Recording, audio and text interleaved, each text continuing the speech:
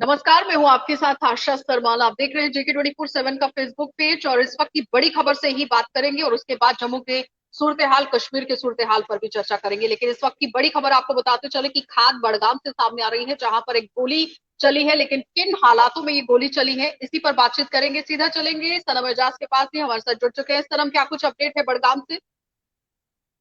देखिए, ये खाग का ऊपरी इलाका है, पहाड़ी इलाका लक्ष्मणपुर ऐसे कहते हैं। अभी वहां पे लगभग 2 बजे के आसपास वहां पे सेना ने कॉर्डन लगाया था, और सेना के कॉर्डन लगाने का साफ जाहिर वजह थी कि उन्हें कुछ इनपुट्स थे, और इन्हीं इनपुट्स के बाद वहां पे, लेकिन अभी वहां पे गोली चली, और गोली चलने से एक वहां का लोकल आदमी जो है, वह नौजवान जो है, वो घायल हुआ है, उसे अस्पताल शिफ्ट किया जा चुका है। लेकिन खुशकिस्मत ये रही कि उसकी टांग में गोली लगी है, और वो सेफ बताए जाते हैं। और ये गोली किन सर्कमस्टेंस में चली है अभी ये मालूम नहीं हो सका है। लेकिन एक माना जा रहा है कि कहीं ना कहीं ये मिस फायर वगैरह जो है, ये क्योंकि कोई कंटैक्ट अभी तक मिलिटेंट्स के साथ एस्टेब्लिश नहीं हुआ है, तो ये गोली का है कि ये शायद बताया जाता है कि मिस फायर वगैरह हुआ है सेना की तरफ से ही। लेकिन अभी अंदाजा लगाया जा रहा है। अब इस पे बाकायदा तौर पे वेट करें हम स्टेटमेंट का। सेना का स्टेटमेंट आएगा, जो इस ऑपरेशन को देख रहे थे, तो वो बताएंगे कि किन सर्कमस्टेंस में इसको युवा को गोली लगी है। लेकिन ये क्या शाम गए इलाका खाग के ही इलाके के। वहां पर? ये खाग का ऊपरी इलाका है, जंगलात का लक्ष्मणपुर है इसको कहा जाता है। वहां पे एक कॉर्डन हुआ था, कोऑर्डिनेट सर्च ऑपरेशन जिसे कहते हैं, ये हुआ था। और इस कॉर्डन के दौरान, इस सर्च ऑपरेशन के दौरान ये गोली चलने की जो घटना है वो पेश आई है। और इसके साथ साथ चलिए। आपको बताता चलूं कश्मीर के हालात में, अगर आपको याद होगा दिन भर हम इस पे बहस भी करते रहे।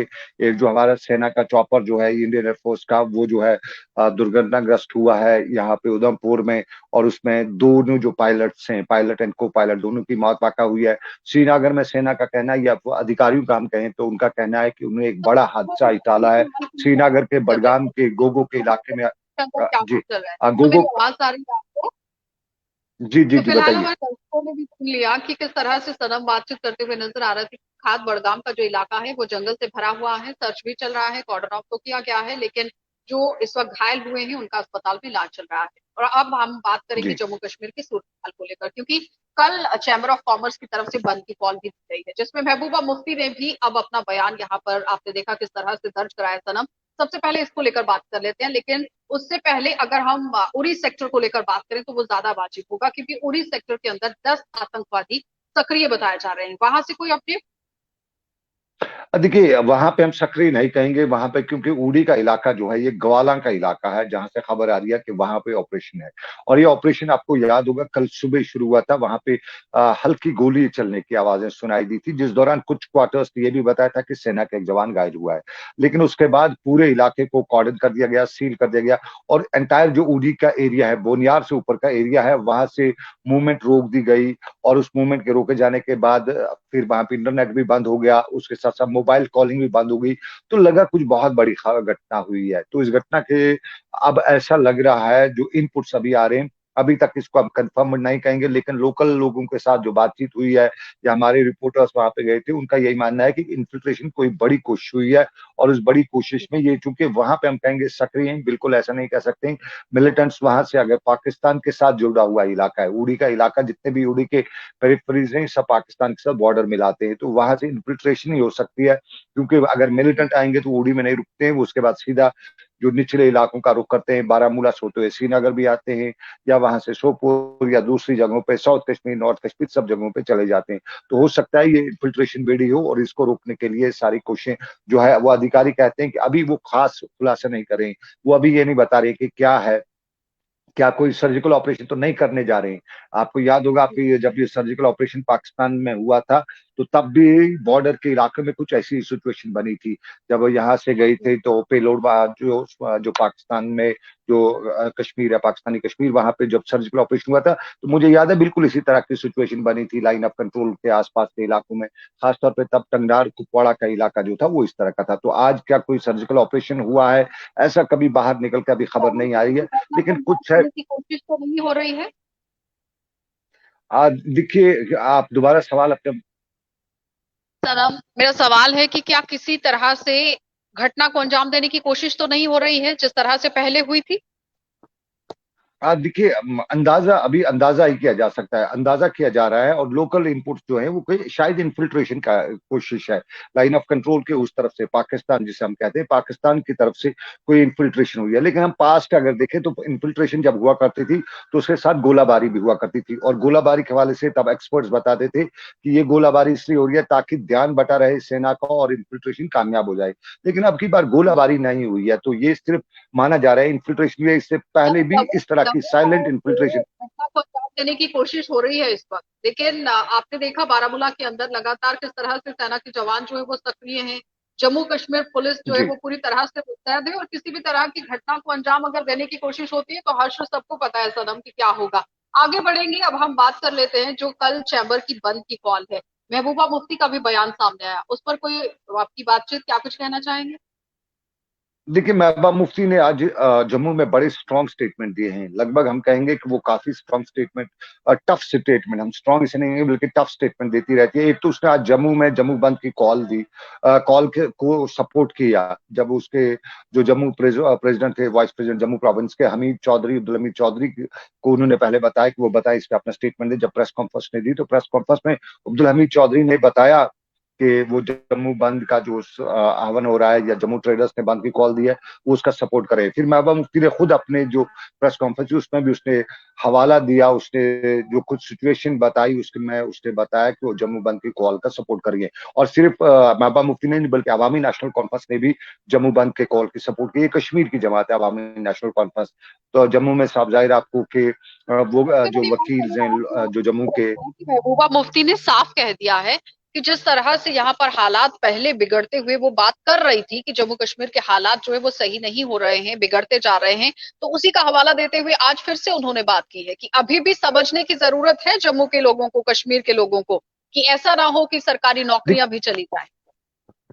देखिए, महबूबा मुफ्ती का टफ स्टेटमेंट है। सबसे पहले उसने माइनिंग के हवाले से जो प्रेस कॉन्फ्रेंस में उसने बताया कि माइनिंग में किस तरह से जम्मू कश्मीर के लोगों को दूर रखा जा रहा है और देश से या मुल्क के दूसरी स्टेट के बाहर के दूसरे हिस्सों से लोगों को लाया जा रहा है, उनको मौका दिया जा रहा है। और जम्मू कश्मीर का कोई आम नागरिक, उसके शब्दों में मैं कहूंगा कि अगर कोई कहीं पे मजबूरी के आलम में रेत लाता है, बजरी लाता है, तो उसके गाड़ियां इस चीज की जाती हैं, उसको भीख मांगने के लिए छोड़ा जाता है। ये महबूबा मुफ्ती का एक आरोप था। दूसरा, उसने बड़ी बात ये भी कही कि जम्मू कश्मीर के लिए इंडस्ट्रियल पॉलिसी बनाई गई है, लेकिन जम्मू कश्मीर के लोगों को उसमें मौका नहीं दिया जा रहा है। इंडस्ट्रियल पॉलिसी पे उसने सवाल उठाते हुए बताया कि सबसे ज्यादा जो इसका फायदा देने की कोशिश की गई है वो बाहर की कंपनीज को दी गई है। उसने नाम तो नहीं लिया, लेकिन उसने ये भी बताया कि कुछ बड़े टाइकून्स को इसमें फायदा देने की कोशिश की जा रही है। और मिसाल सामने है जो इस तरह से पर इस रिलायंस का। पर मैं एक बात यहाँ जरूर कहना चाहूंगी कि एक वीडियो जो है वो वायरल हो रही थी, और उस वीडियो में एक कमेंट जरूर लिखा गया था एक जनता की तरफ से, क्योंकि जनता जनार्दन है और वो बहुत अच्छे से जानती है कि क्या सही है और क्या गलत है।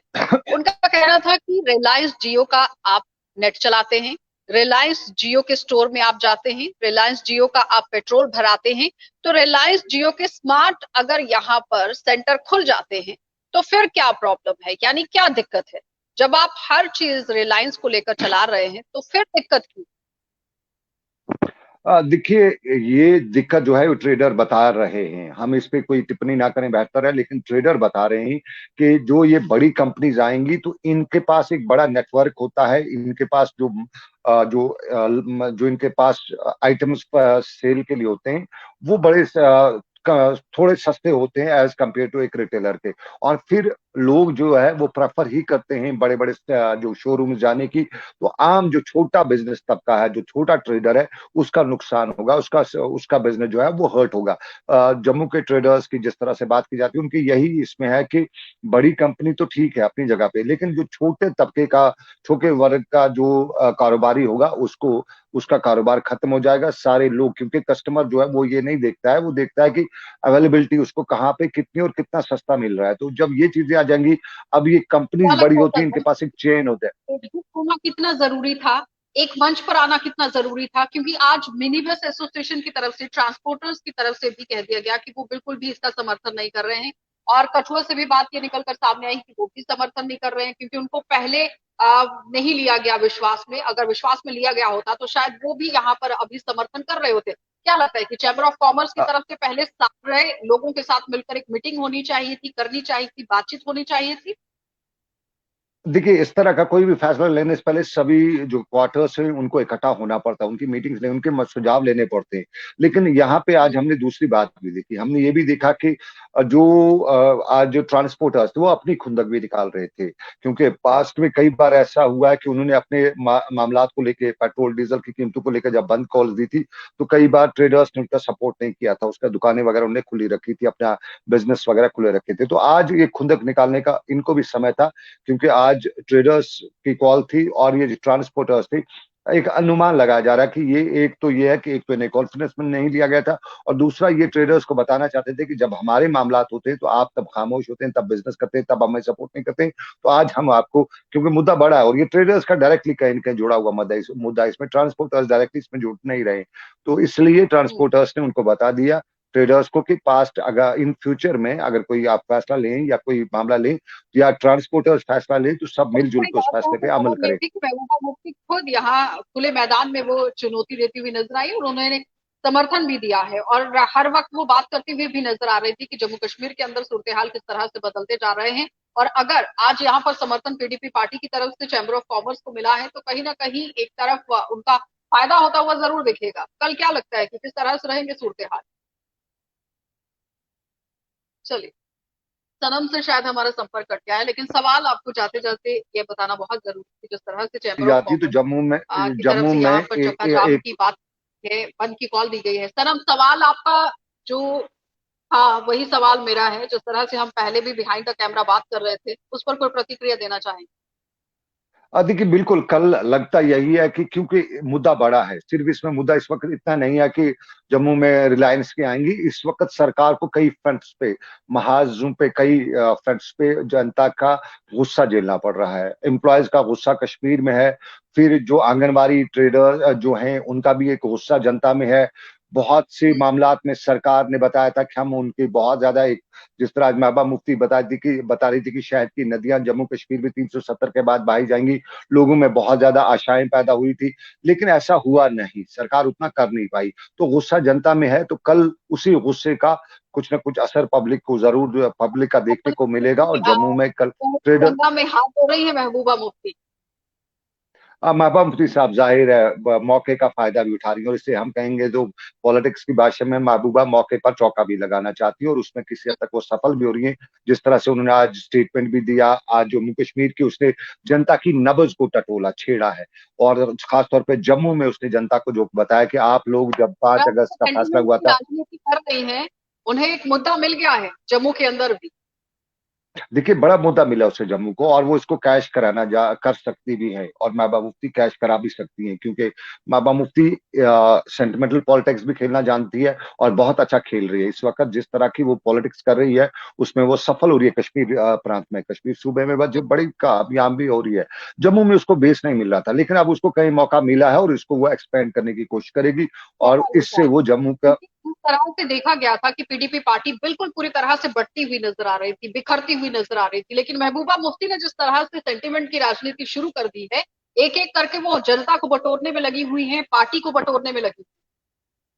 देखिए, बिल्कुल हमें मानना पड़ेगा, कश्मीर में हमें कभी, याद यूं कहीं जम्मू कश्मीर में हमें कभी लगा था कि महबूबा मुफ्ती की पार्टी पीडीपी का शिराजा बिखर चुका है, लेकिन फिर जो सिचुएशन हमने देखी, जो हम देख रहे हैं इस वक्त, या ग्राउंड में जो लोगों से बात करते हैं, तो मालूम होता है कि महबूबा मुफ्ती अकेली ही इस पार्टी को समेटने में कामयाब हुई है, इकट्ठा करने में कामयाब हो रही है, और बड़ी संख्या में वो ग्राउंड पे अपनी जो है, इस वक्त जिस तरह महबूबा मुफ्ती का जम्मू जम्मू की प्रेस कॉन्फ्रेंस में कहना था कि कश्मीर में दोष दबाव है, कश्मीर में ये प्रेशर क्रिएट किया जाता है, और जम्मू में उसने बताया कि जम्मू में इकोनॉमी को चॉक किया जा रहा है।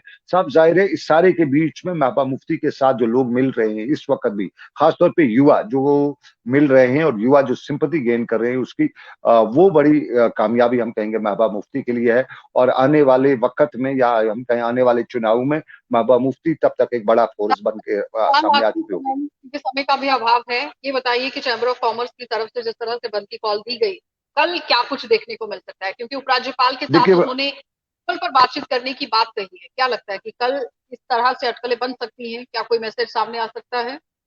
देखिए, अभी देर देर तक सरकार की बैठक हो रही है उनके साथ, जो सरकार के जो कॉरिडोर्स हैं वहां पे उनकी बातचीत चल रही है, तो अभी हमें करीबन 1 घंटा 10:30 तक वेट करना पड़ेगा। 10:30 के बाद ये बता सकते हैं कि क्या कुछ निकल के आता है। और लेकिन ऐसे अभी तक की जो सिचुएशन है उसमें ऐसा लग रहा है कि कल जम्मू बंद हो या कश्मीर में भी इसका इम्पैक्ट रहेगा। कश्मीर में अगर ये कोई हड़ताल वड़ताल नहीं है, लेकिन कश्मीर में भी थोड़ा सा इम्पैक्ट रहेगा इसका, क्योंकि ये जो बाहर की कंपनी जम्मू कश्मीर आ रही हैं, तो कश्मीर में लोगों को पहले से इन कंपनी से आपत्ति है, उनका कुछ और भी इस चीज को लेके बड़ी पॉलिटिक्स है। तो लेकिन ओवरऑल जम्मू में इसका अच्छा खासा बंद हमें कल देखने को मिलेगा। क्या गया सनम चैम्बर को जी कश्मीर से किन किन लोगों की तरफ से समर्थन दिया गया है जम्मू देखिए, चैम्बर ऑफ एक तो कॉमर्स? महबूबा मुफ्ती जम्मू की कश्मीर से महबूबा मुफ्ती की अपनी जो पार्टी है पीडीपी, उसने समर्थन जम्मू में ही उसका बाकायदा तौर पर ऐलान किया है। और कश्मीर में अवामी नेशनल कॉन्फ्रेंस ने भी, मुजफ्फर शाह जिनको हेड करते हैं, उन्होंने भी जम्मू चैम्बर को, जम्मू ट्रेडर्स को आज सपोर्ट किया है।